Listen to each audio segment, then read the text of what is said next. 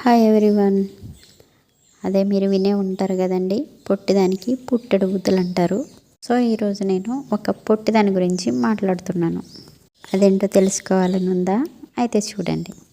ఈ పుట్టదాని గురించి నేను మాట్లాడుతున్నాను ఈరోజు. స్ట్రాబెర్రీ, దీన్ని తెలుగులో చిన్న ఉసిరి అంటారు. ఈరోజు పిల్లలు బయటికి వెళ్ళినప్పుడు ఈ చిన్న ఉసిరి చెట్టు కనిపించి అక్కడ కొన్ని ప్లక్ చేసుకొని వచ్చారు.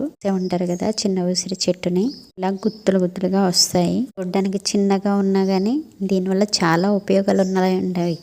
ఇది టేస్ట్ కొంచెం పుల్ల పుల్లగా తీయగా ఉంటుంది. వాటర్ క్వాంటిటీ మాత్రం చాలా ఎక్కువగా ఉంటుంది. విటమిన్ సి పుష్కలంగా ఉంటుంది.